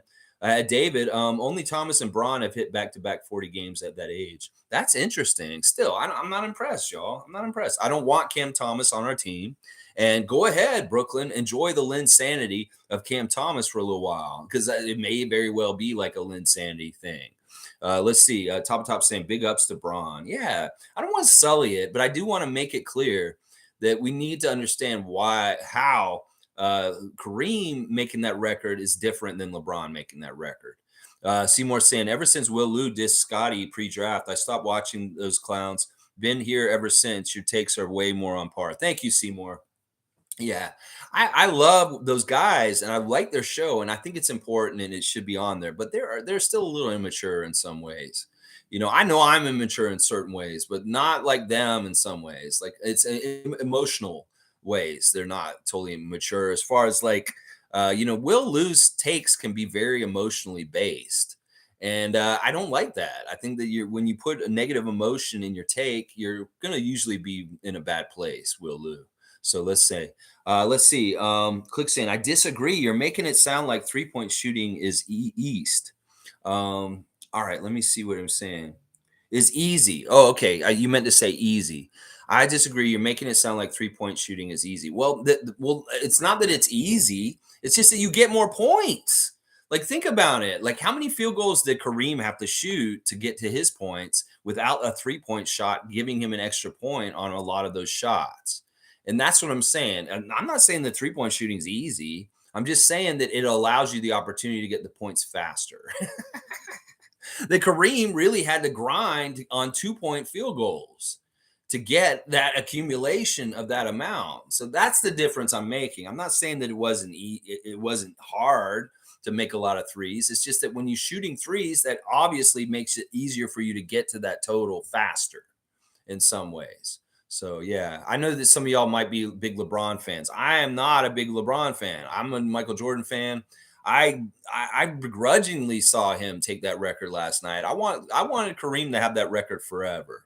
And in some ways he deserves it and he gets it, but I want to make that disclaimer that in some ways it's the age and when he's played that allowed him to do this.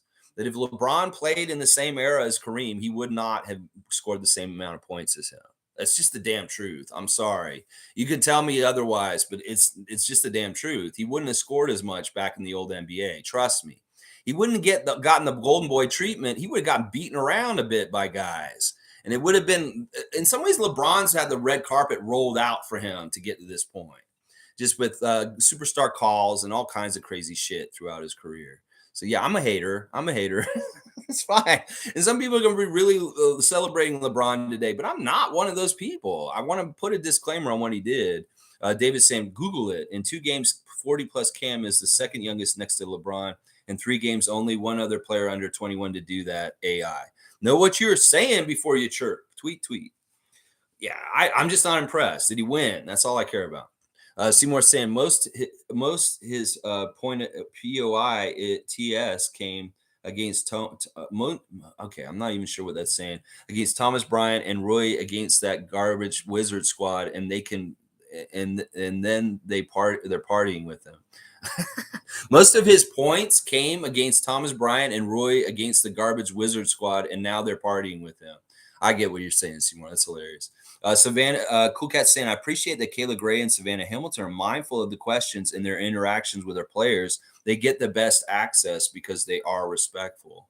Yeah, and in some ways, their job is different than the newspaper reporters' jobs in some ways. But yes, I do really appreciate the ladies for having more respect and a little bit more. Honestly, their questions are usually better and more interesting anyway.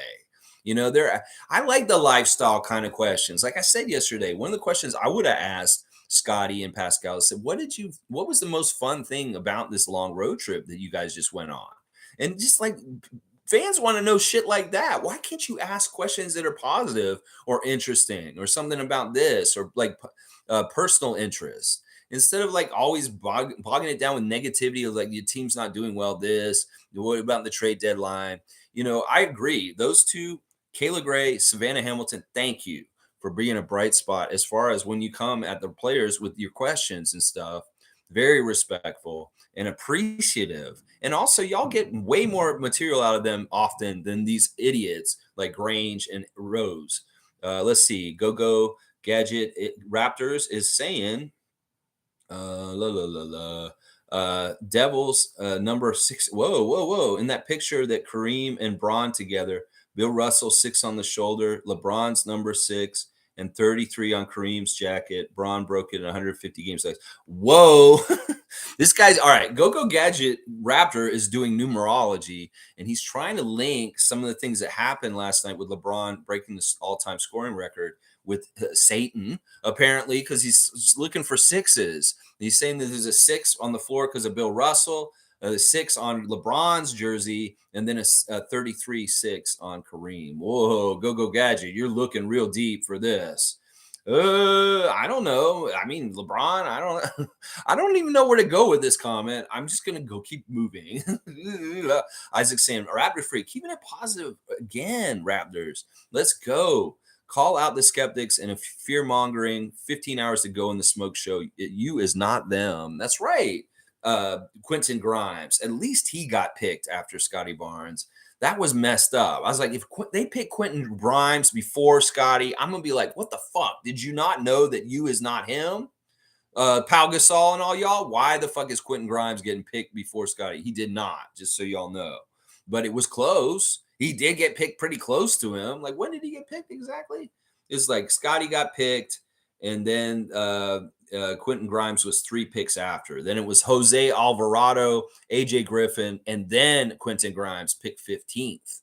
So yeah, that's crazy. It's so crazy. Let's see. Yeah, that Scottie disrespect is unreal, isn't it, Jimmy Pope? It's crazy. 12th out of that whole. He's like right in the middle. It's like, what is wrong with these people? They don't understand who he is. Davis winking. Dr. Wang's here. Good to see you, Dr. Wang. I do this every morning, 9:30 a.m. We talk about Raptors. Tomorrow we'll be reacting to what happens tonight with the Spurs and the Raptors. And then also the main Celtics are playing the Raptors 905 at 11 a.m. in about half an hour. So be ready for that. Dr. Wang saying, what do you think about that? What do you think about that, Dr. Wang? Well, I appreciate you being here. And yeah, I think things are good. I think we're going to do great. And we're going to be badasses for the rest of the season. That's what I think about that. That's right. Logical saying, Noah, a bull, we had beef. Duran was a net, had beef with them too.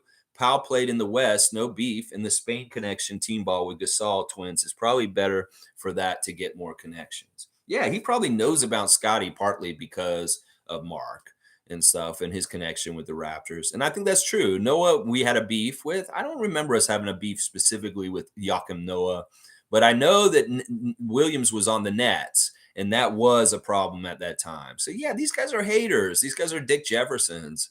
And yeah, it's probably a lot of the phenomena there. Click saying we can compete, but we don't win much. Well, what if I told you this? All right, I'm going to plead my case with Click because honestly, I really like Click. He's been here the whole time I've done this channel, and I know that he's had a hard time this season with how things have gone.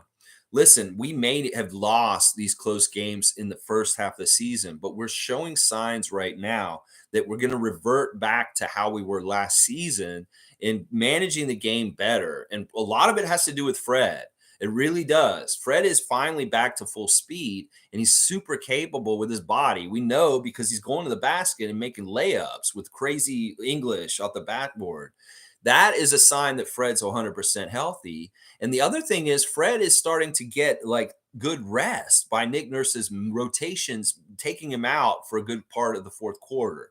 So he's coming in with like 6 or 5 minutes to go, and he can really, really direct things. Nick was fucking things up by overplaying him so hard because of the injuries, and he wasn't totally 100% himself, so he wasn't effective. Well, if we have Fred 100% and he is able to manage things and make big threes at the end of the game, we're going to win all the close games going out for the rest of the season. It's just the trend from last year that Fred was such a clutch player last year. He won so many close games for us. We had the best record when the game was within 5 points for a lot of the teams, the NBA.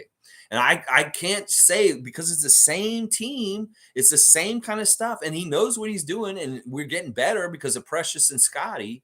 And Scottie could start taking over in the fourth quarter like he did in the last game. We're going to manage games way better in the last 5 minutes when it's close. And we're going to start winning all these games that we lost earlier this season, just barely. So pay attention to this, Click. And if I'm right, as we go forward in the next part of the season, that if we see really close games coming up, we'll see if the Raptors end up with that W at the end because we're managing it better like we did last year. And that's what we'll look at. And if you're wrong, if I'm wrong and you're right, and down the road we're still not winning close games, I'll be like, yeah, something's fucked up, something's wrong. But I fully expect this to happen because all the settings are right for this. Fred is looking good. He's playing at a high level right now. That is a very important part. And then Scottie emerging as a possible closer now, all of a sudden, in some given nights, that's going to even help us even more probably win close games coming up soon too. So I hope that kind of illustrates why I see it happening. And we saw the Memphis game on Sunday was this kind of game where it was close. Either team could have won, and we managed the game, and we did win a close game by 3 over them. So that's what I want to see more. If there are more close games, now these easy games against shitty teams, we need to blow them out. But then when we get teams like New Orleans or who's another team we're playing this? Well, Utah on Friday. We need to, if it's a close game, we'll see if it's within 5 points. If we're the team on top at the end of the game, you'll see that that is starting to change, and it will be that. So hopefully that's what happens. But Fred looking good is the big reason why I think that. Seymour saying Will Lou burner account. All right, Go Gadget Raptor saying Team Pow is stacked, so I'm not bothered to be honest. Panchero, Scottie, Ivy, Mathurin, Alvarado, Murray, Nembhard, everybody on this team needs to learn how to make it through a round in the playoffs. You know, I think that team's great too. In fact, it looks a lot like my fantasy team in the Raptor Freak Fantasy Yahoo League. I have Mathurin and Scottie and Nemhard and Murray all on my fantasy team. It really does look a lot like my fantasy team, but they don't have any big guys. That's the problem. Every single one of those other teams has a big guys that are going to be if they. I mean, it depends on the style of play. If they play an all-star game kind of free flow, yeah, we got ballers, we got scorers, that'll be fine. But if it kind of gets into a thing where they're using size against us, well, Scottie and Paulo are going to have to fight against Kessler and Sengun and Jabari Smith and all these other bigs that are going to be on the other teams against us because they did draft centers and we didn't seem to get a center. Our biggest guy on our team is Scottie and maybe Paolo. Those are the two biggest guys on the team. That's the thing that worries me. There's this small. This is the smallest team out of the three of them. Let's see. Yeah, they got a. It's a weird thing because there's 4 teams. There's the 3 teams, and then there's a G League team that's mostly like the G League Ignite with Scoot Henderson and Leonard Miller, and they're going to be a 4-team tournament. So they'll have to play a couple teams in a row, and that'll be on Friday night, not this Friday, but the week from this Friday coming up. Let's keep going. Mike saying, get Scottie hooked into the Gasol brothers and able to talk to them on passing to build something there would be way more beneficial for us and Scottie long term. I'm good with Powell picking Scottie. Yeah, I'm glad Powell picked him out of the 3 of those guys. Sure. The connection with Mark is great. But like I said, it was disrespectful how late he picked him. He picked a bunch of people before he picked him. He could have picked Scottie way sooner. Dr. Wang saying, I tried sending a comment, but it keeps saying that I'm on slow mode. How do I turn that feature off? Well, unfortunately, because of how much traffic I get in these live streams and that I read every single comment, I've limited everybody to 1 comment per 5 minutes. So you're only allowed to comment every 5 minutes. So make sure you write a whole long thing. It's really to stop like discussion in the chat too much between you guys. And also, if you're going to write something in there, make it nice and long. Shoot your shot in 1 shot and get it all in there because you will only be able to comment here every 5 minutes. It's the settings for everyone in this chat, and you cannot turn it off. It's really so that I don't have to talk on here for 4 or 5 hours because my streams can get up to being like 3 or 4 hours, and I just want to limit how many comments. That's all it is. So I apologize for that, but it's something we found we needed to do because of how much the volume of comments was. If everybody was just typing like crazy all over here, I might be here till the game starts tonight at 7:30. So that's why. Tom Duke's kind of explaining it too. David is partially right. Sometimes you won't have to wait long to hear from David. I don't know what David's saying. He retracted. It's all good. Go Gadget Raptor saying the East got better than last year. This team is the exact same as last year, no change. Koloko barely plays for him to be making an impact on W's right now. That's true. But you know who is playing right now to make more impact on the W's is Scottie and Precious. These guys are better than last year. I'm sorry that you can't say that these guys are the same players as last year. They're better. And that is really where our growth and advancements will come, is from those two guys in particular in huge amounts. Now, little bits and other people like OG and Pascal and Fred, they can still get better and come up in different ways, whether they're more veteran guile or smarts or whatever. We're improving as a team from last year. It's just that our record hasn't looked like it. That's the thing. It's a very deceptive. People think we're a shittier team and we're worse than last year, but on the down low, we're not. We're actually a better team than last year. It's just that we have a worse record. And that's what I'm saying. Now, Koloko is a project. He's going to take some time, but he's going to add up to winning later.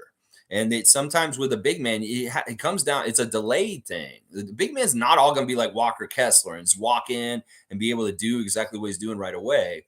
A lot of times it takes a year or two for the big man to be ready. But Koloko's on the right path, and he looks really promising. So it's like that getting him last year is not necessarily helping us this year, but it's definitely going to help us in the future.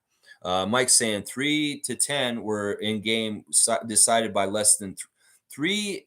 All right. I don't know if you're saying a record or how many games in game decided by less than 3 points. We're 2 and 10 before the Grizz game.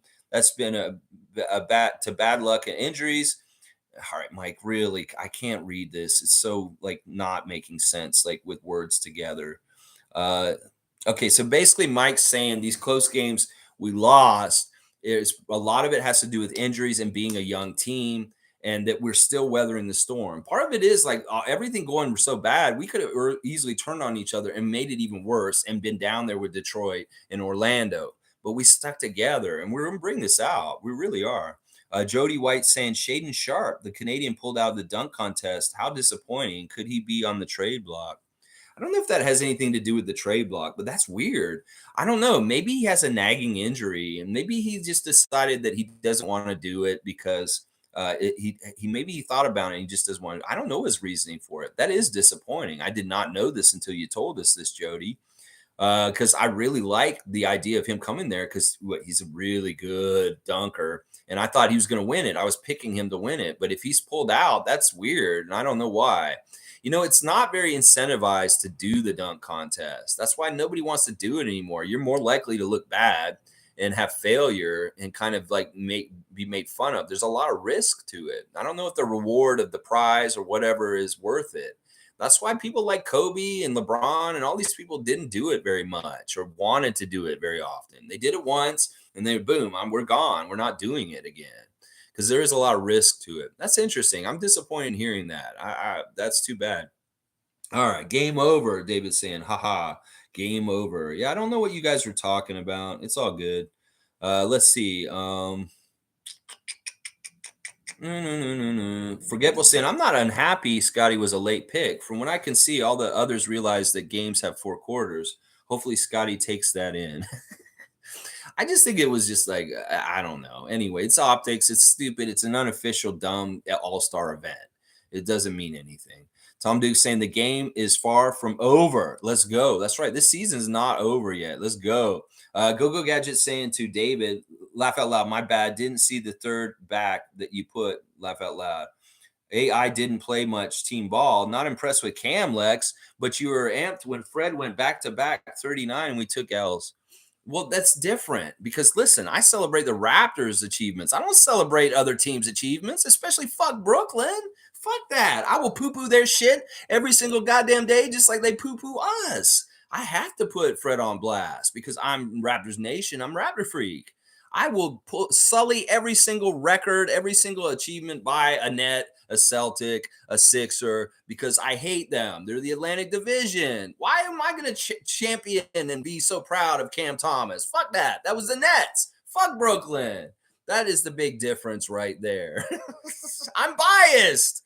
Of course, I'm not gonna. Of course, I'm gonna celebrate Fred. This is very much the way that this channel goes. I once again, I will say this dude is doing it and losing.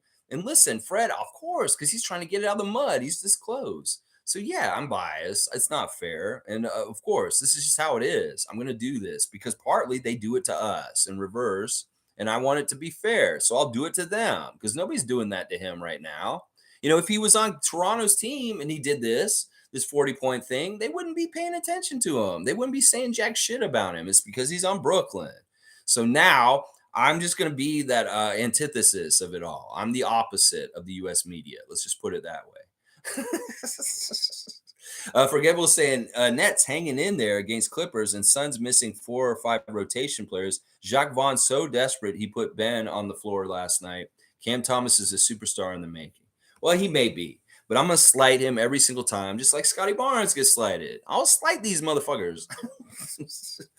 Go-Go's saying I'm a fan of MJ and Bron. Just love watching history being made. LeBron was real. LeBron was 53-12 before going to LA. Yeah, listen, I don't like dredging up old bad memories. I'm sure I lived through that LeBronto bullshit as a Raptors fan. I took all those years of dealing with him, just like the other Eastern Conference teams. Like somebody said, there should be a 30 for 30 on LeBronto. Well, you better fucking make it on the whole Eastern Conference because LeBron, he handed it out equally to everybody in our conference at that time. None of us were immune to getting put out of the playoffs by the Cavaliers at that time. So it's not like the Raptors are a special case. You can go talk to every single Eastern team, Indiana, Brooklyn, the Celtics. Everybody was getting their ass beat by the Cavs and getting put out during that period of time. So we're not special to that for sure.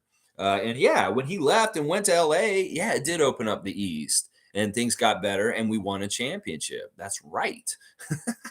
Davis saying, go gadget. It's all good, my friend. Understandable. Not saying I want Cam Thomas on the Raptors, just giving credit where credit is due. It's all good, guys. It's all good. It's all good.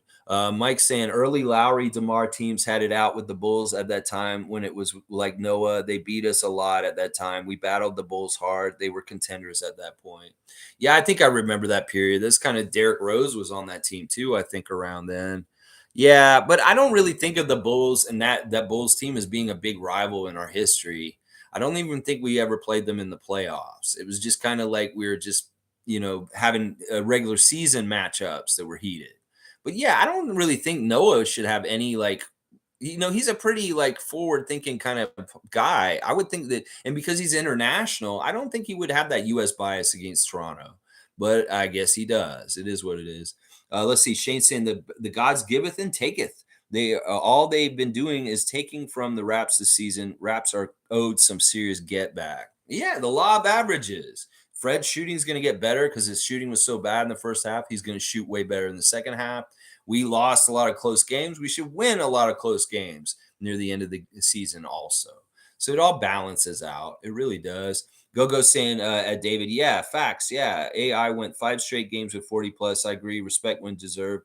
Separate, Scottie goes off in the fourth because he's number one, a dog. Number 2, he's got 2 teammates that need 17 plus shots. Well, listen, they're going to trust him more, and he's going to be more of an option going forward. Watch. They're going to experiment more with Scottie scoring near the end of the game a lot more. I'd like to see Gary get more touches too. But yeah, the Raptors have options at the end of games. It's really, really good. Logical Raptors for next saying Masai basically said, F you, Duran. He was on Brooklyn when he said that was said. We have beef with the guys that snub Scottie. Honestly, not even upset. Both petty, but ultimately Lowry got the chip for us. Yeah, I think that there's a lot of truth to what Mike is saying. They're just like Richard Jefferson. They were on teams against the Raptors, and they've always discounted us. Let's see. Go Gadget Raptors say Noah had beef with the city of Cleveland more than anybody. I don't think we're worse. Just think other teams took a bigger step in the offseason than us. We're 3-10, also because of poor defense and shooting. Yeah, the defense hasn't been clicking exactly right, and the shooting has been really, really dismal. Like very bad, considering it shouldn't be this bad. We're missing crazy shots that just like the basketball gods aren't letting go in. So hopefully that'll change. That'll even out. We'll get more of those shots that rimmed out or just barely missed to actually go in the next part. Mike saying our record when the final score is 3 points or closer is 3 wins, 10 losses. Sorry, thought it was clear. No, when I see 3 and 10, I see maybe are you talking about field goal percentage? They shot 3 for 10. You really got to baby me, Mike. It's all good. I figured it out afterwards. Yeah, and that Grizzlies game added a third win in a close game. Yeah, it's all good. Paul B's here. Let's enjoy tonight. Could be the last time we see this team. Oh my, Paul, get that W. If we're in the playoffs, we are all in all the way to win. Yes, I love it, Paul. Except for you saying that may be the last time we see this team. Summerlow saying Noah single-handedly destroyed the city of Cleveland. Didn't want to go there for vacation. Yeah, he has much more beef with other people than than us. I don't remember a Noah versus Toronto beef in any kind of way. Jimmy's saying, I do feel the writing is on the wall about Scottie. Pascal definitely felt the fire under him the moment he got drafted. Yeah, yeah. All right, cool. I got to the end of the comments. Let's do a preview for. All right, we got 10 minutes till the 9:05 game. Let's see. Sadly, LeBronto mainly came about though because we were the only team that lost 3 straight years to Bron in the playoffs. Yeah, I know that, but it's not seriously. All these other teams lost to them too. Like they beat everyone. It's not like anybody beat them, so it's not like anybody can say anything or this. In some ways, we have a better than other teams that got beat by them because we actually won a couple games in the playoffs against them. Most teams were getting swept right out and not even doing anything against them. Well, I actually personally went to a game in the playoffs against Cleveland that we won against them in the Eastern Conference Finals when we had Bismack Biyombo. And, so we can at least say we beat them a couple of games. In some of these games, we got swept some years, but in some years, we actually did beat them too. So anyway, don't talk up the other teams. Don't talk up LeBron and LeBronto or the Nets. Fuck all that shit. This is Raptors Nation. Fuck that shit. They talk us down and sully us. I'm not talking up their shit. Fuck that. All right. Let me do the ref report for tonight against the San Antonio Spurs. Our referees for tonight with the Spurs are our crew chief is Mark Lindsay.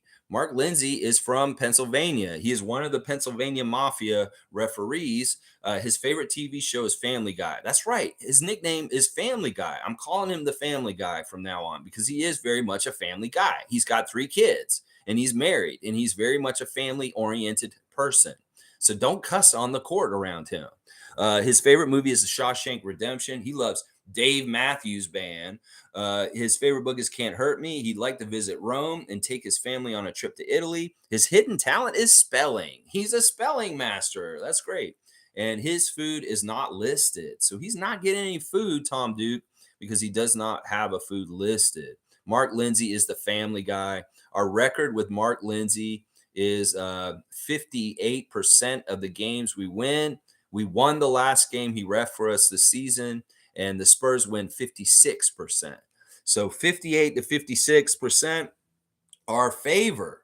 And that's over 16 years of basketball in the NBA. So that's not bad considering the Spurs were a very much winning team in that 16 years. So Mark Lindsay favors us slightly.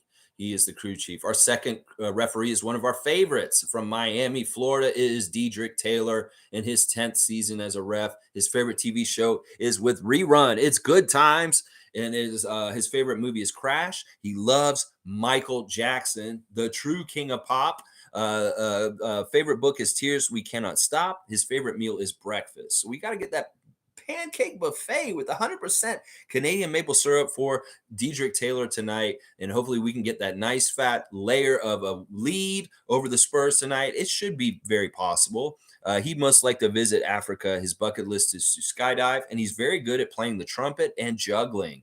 Dedrick Taylor likes to fish and also play golf. So we need to get that pancake buffet out there for Dedrick Taylor, one of our favorite refs all time. We lost the last game that Dedrick was reffing us, though, but we win 70% of our games when Dedrick is around. That is a fantastic total. And meanwhile, the Spurs only win 44%. So 70-44 for Dedrick Taylor in the referee split. He's a very, very fun, good ref for the Raptors. We love Dedrick Taylor. The third ref is an asshole, though. It's Brandon Schwab. We've seen him very recently from Orlando. He's in his 3rd season. His favorite TV show is Community. His favorite movie is The Matrix. His favorite book is Man's Searching for Meaning. He would like to go to Machu Picchu, and his favorite meal is Penang curry and mango with sticky rice. So he wants a curry with mango and sticky rice. Now, Brendan Schwab is one of the worst refs for us statistically. He's in our bottom 5. We win 33% of our games. So we win 1 out of 3 games when he's around. And meanwhile, the Spurs win 38% of their games. And we lost the last game Brandon Schwab refereed, and he was involved. So he favors the Spurs. And you got to think about this. Like, he's only been reffing for 3 years, Brandon Schwab. He's been reffing for 3 years. And think about the Spurs in the last 3 years.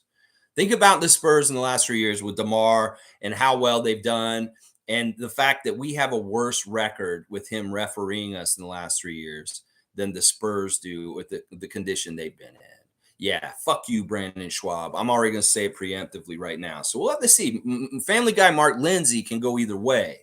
He can either be a ref hit job on the down low, or he can be very fair and righteous as a ref. Diedrich Taylor, complete trust and love the man. He's a great ref. And then Schwab, I don't trust him. Fuck that guy. Seriously. So we'll have to see. Hopefully the crew chief is fair. His second ref has more pull. And the third guy just shuts up and just does his job.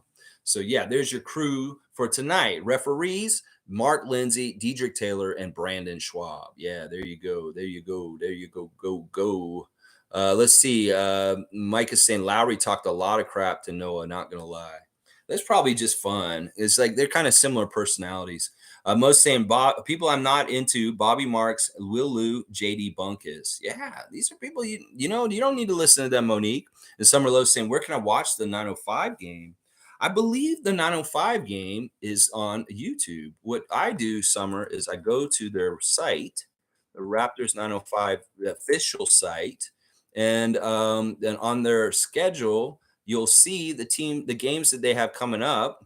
And then they'll have, let's see, there's Maine Celtics, 11 a.m. And then you can click on it and it'll have a thing. And yes, it will be on YouTube today. It's not on ESPN Plus, which we get blocked out from. We can't watch the ESPN Plus one. So you just click on the main website, go to that and click on it. And then boom, you can watch it through their website for free.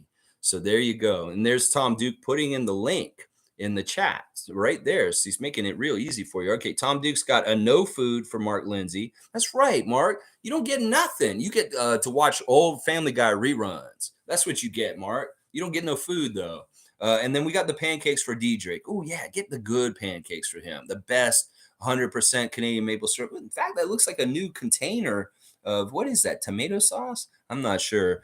And then we got an extra, that's the curry. That's the curry for Brandon. Yeah, okay.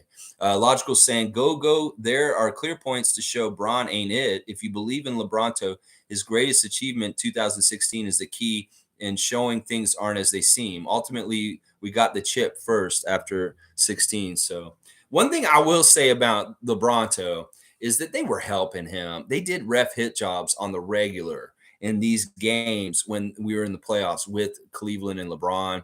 They were doing very shady ass shit with fouls and helping the Cavaliers in a lot of ways. Well, some people say it was so lopsided. Well, they did it even so, and it made it even worse that there was ref hit jobs going on, and they were constructing the narrative to help LeBron in some ways. Listen, I'm going to poo-poo his legacy in all kinds of different ways forever, because in some ways there has been a lot of hand-holding to get LeBron to be the legend that he is today. Now, granted, you have to take into account his longevity and his ability to be at this high level for so long, and that is something astounding for sure. But also realize that the NBA manufactured his legend, and they helped prop it up as much as they could in different ways, whether it's superstar treatment, whatever it is. It's just throughout the whole time, he came in as a golden boy, and they treated him as a golden boy the whole 20 years. So, all right. Go Gadget saying should be an easy dub tonight. It really should be, considering the Spurs have won 1 out of their last 15 games, and 4 out of their 5 starters are hurt tonight. So, yeah, we should be beating them tonight. If we don't, there's going to be some problems. Forgettable saying, my question is, would Ben Simmons improve the 905? Well, that was part of the jokes. It was like everybody's saying, if we're getting Ben Simmons, go ahead and send him straight down to the 905. Don't even bring him to our team. Fuck that. We don't even want him around. Forget Ben Simmons. That's a red herring. Is such a full of shit trade rumor. It's really made by Brooklyn Nets fans who want him out of there for something good like Fred VanVleet. And that's what that deal is. You guys got to start realizing when noise is coming from other places and not from within us. Some of it does come from within Raptors Nation, but some of these ideas are ideas that are brought up by a Nets fan, and then they get more mainstream, and then everybody's putting it on blast. We do not want Ben Simmons. Bobby Webster's not stupid enough to trade to get Ben Simmons. Everybody who's talking about Ben Simmons this week coming to Toronto, you're idiots. It's not realistic. This is part of the unnecessary crazy noise that Nick Nurse was alluding to in his practice interview yesterday. Ben Simmons is not realistic. He's not coming to Toronto. Tom Duke saying, found that can thought it was more food safe than the oil can I usually use. I see. So, but wait, Tom, we want oil drums of the 100% Canadian maple syrup, not just a little can of it. Oh my gosh. And Joseph Starks is here. Holy crap. West Coast Raptor Freaks is in the house. Joseph Starks has returned. Yes, King. Good to see you, man. Hey, everyone. I decided to take off my brown paper bag over my head to get some fresh air and say hi to y'all. Good stuff, Joe Starks. Bam, bam, bam, bam, bam. I've been wondering how you've been and so happy to see your name this morning. All right, let me do the real mascot matchup and we'll get done in here because this game is starting in 5 minutes. We want to see if Coloco's playing.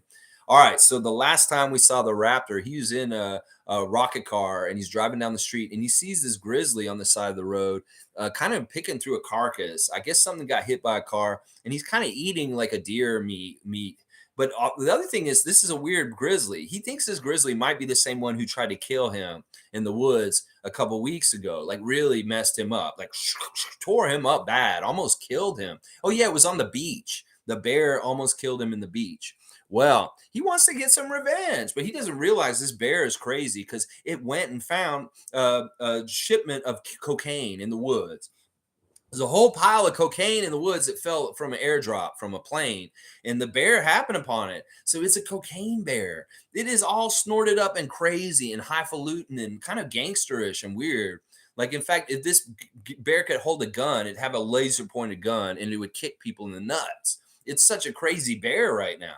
Well, the Raptors, like, I'm fucking not making, I'm going to get some revenge on him. So he takes that rocket car and he rams that bear and it goes flying right on the side of the road. And I think he might have fucked it up pretty bad. But he keeps going. Everything is cool, baby. In fact, he feels so good after getting a little bit of revenge against Cocaine Bear that it spurs him on to want to go and do better. And that's what he wants to see. His future is bright all of a sudden. He's in the rocket car shooting down the road, and he has a chance to turn his fortune around. Will he spur on the good times ahead? We'll have to find out next time on the Real Mascot Matchup. What is ahead for him? Will the new era of winning close games happen for the Raptors? We'll find out through the Real Mascot Matchup. Yes. Go Gadget Raptor saying, laugh my ass off. Happy because we got a chip first after 16. Laugh my ass off, bro. Already had 2 chips. What's R1? We didn't beat LeBron to 2. Laugh my ass off. We won our chip after LeBron left the East. Therefore, it doesn't prove your point. No, he means that we won another one after he left, before he won his in 2020, is what he means. That's what he means by that. Listen, once again, Go Gadget, we love you. You're a Raptor fan, but we are not doing this. We don't support or honor LeBronto. We do not honor it or say that it's important or anything like that. It's just what it is. And honestly, be careful because shining too much of a light on LeBron for LeBronto here is bad. It's bad. You get strikes. So be careful. Dr. Wang saying, no worries, bud. I thought it was on my end. Is it okay if I solicit in here? Well, what are you soliciting, Dr. Wang? I'm interested. I'll be on for a little bit longer. Go ahead and shoot your pitch because I do push people. Like, people have different companies and stuff, and I do put them on blast on here. So just let me know. Give me some familiarity with what you're soliciting, and we'll have to see what you're offering. We're not against that. We like to be a community where people can find each other. Like Bradley works for Tada. They do home renos and painting and helping around the house. And I'll put them on blast. So let's see what you got, Dr. Wang. Let me know what you got, and we'll talk about it. And I will put you on blast real quick. Mike's saying Braun needed the bubble to save his legacy. We just went and got it in 2019. Super teaming chips is like a third of his chips, in my opinion. Not gonna lie. Yeah, if we really want to deconstruct LeBron's career in different ways and really sully it, we can. Trust me. We can. The way he got his championships in Miami, yeah, that's the easy way in some ways. So, yeah, I know maybe some of y'all are big LeBron fans, but I am not. And this is a place where I will not like celebrate him too much. I will respect him to a degree, but I hate him. And I'll respect him and like him more when he retires. Let's just put it that way. So, all right, let me do the next part of what I got to do really fast. Basically, let's go recap real quick in the last couple minutes before this 9:05 game starts. The injuries for the Spurs are quite extensive. Dedmon is not making it to Toronto in time from the trade with Miami to play tonight. So no Dwayne Dedmon, no Romeo Langford. He is out because of his thigh. No Jeremy Sohan. He's doubtful. Keldon Johnson is questionable because of his ankle. Devin Vassell is out because of his knee. Charles Bassey is day to day. Trey Jones is day to day. So 4 out of their 5 starters are looking like they may not show up. OG and Otto are out for the Raptors. Our refs are Mark Lindsay, the family guy, Dedrick Taylor, one of our favorites, and that fucking asshole Brandon Schwab. Those are our refs. Yeah, I really do keep it like that where I can look at each one and know what's going on. Fuck you, media, for all your stupid ass trade deadline questions and bullshit. Fuck you in particularly, Aaron Rose and Michael Grange. And yeah, good job, LeBron, passing Kareem. It was going to happen at some point. Well, it finally did. And at least you did some due respect for Kareem being there and everything. With that, I really do appreciate seeing that passing that torch in a respectable way, LeBron. So I give you credit for that. That you honored Kareem in the moment very well and took your moment as well in yourself. It is kind of weird seeing you put on a crown and walk around out there like you're the king. But I know that's your moniker. So it is what it is. All right. Thank you for being here with me, guys, for today's preview of both games. The Maine Celtics are playing the Raptors 905 right now. They're starting the game. And then tonight, 7:30, Scotiabank Arena, Spurs and Raptors. Yeah. And, have a great Wednesday. Do what you got to do to get that good Raptor energy in the world, in your job, and whatever you're doing. And hopefully the guys will show up with the right energy and effort on the court and kick some major ass tonight. Yeah, that's what we want to see. W Stream, thank you, Monique. I will keep at it, I promise. And Isaac Campbell saying, Aaron Rose is saying Raptors ain't dealing with Nets unless Nick Claxton is on the table. Yeah, I think that's reasonable. But I'm hearing Nets fans don't want to have anything to do with him going anywhere. It's a non-starter with them. They're already losing different guys right now. Well, Nick Claxton's not one of these guys they want to lose. So the Nets fans won't be happy if Nick Claxton gets moved, and they may be in some ways untouchable right now. So I don't know. That may be the only person we're really interested in on their team. And the Nets are also saying they're not moving Kevin Durant, that they're exploring what they're going to do with him for the rest of the season, and that he may be available in the offseason, but they're not trying to trade him now. And he hasn't officially publicly said that he wants to be traded like Kyrie did either. So it could be that Kevin's interested in seeing what the Nets will be like post Kyrie and hanging around a little bit still. So it's not a given that Kevin Durant is on his way out right now either. And that they've been signaling that they're going to keep him around. So, all right, Joseph Starks is saying, hello, Monsieur Duke. So what do you think of our team potentially breaking up by tomorrow? How do you really feel? Well, I don't think it's likely. I think that if we do make any moves, it'll be very small move, and it won't be on a big level like everybody thinks it's going to be. I don't think we're going to trade OG. I don't think we're going to trade Fred, and I don't think we're going to trade Pascal either. And those are really the 3 guys. I mean, we can start talking about Gary. And Gary may be a little bit different. We might see something with Gary. That's the only one I think we have a chance of possibly moving right now. Now, we do like a lower level move with like secondary guys on the bench. That may happen, something like that. But I don't see any of our main important guys getting moved in the next 24 hours. Masai signaled that he likes this core and he wants to continue to see what they can do. and he's not panicking like the media and our fan nation is. They don't look at it the same way as the Michael Grange and Aaron Rose. They don't look at it the same way as these Raptor Nation people that are freaking out and want to move to happen. They're very calm, cool, collected, and they're going about it in a very deliberate way where they don't make mistakes. Thank goodness. Some are saying, "Wow, this crowd is loud." It's because it's a bunch of kids. They get the buses of all the school kids, and it's like a honor roll reward trip. So the kids crowds are the best. They really are. All right, I got to watch this. Summer's already watching it. Jimmy's saying, I think we're holding up the deadline to screw other teams. That may be part of it too. We may be doing a little bit of what Kevin did last summer with his trade talk and screwing things up. I think that may be very true. And that could be a part of our strategy is to like wait and see what the Raptors are going to do. Well, maybe you'd be waiting the whole time. 3 o'clock comes by. The Raptors didn't do shit. Wait, we didn't do what we were going to do if the Raptors didn't do anything. Oh, crap. We forgot. We were waiting for the Raptors the whole time. 3 o'clock passed. We can't do it now. Ah! Perfect. All right, y'all. Let's go Raptors. Please like, comment, subscribe, share. Whatever, put me on blast if you want to. Let's have a great Wednesday and get 2 big Raptor W's. Maine Celtics, you're first. We're beating you down right now in Mississauga, hopefully. And then tonight, Greg Popovich, you bring your San Antonio Spurs into the Scotiabank Arena and say hello to Mr. Scottie Wayne Barnes, Fred VanVleet, and Pascal Siakam. We're going to play y'all tonight. We're going to beat y'all. So let's go Raptors.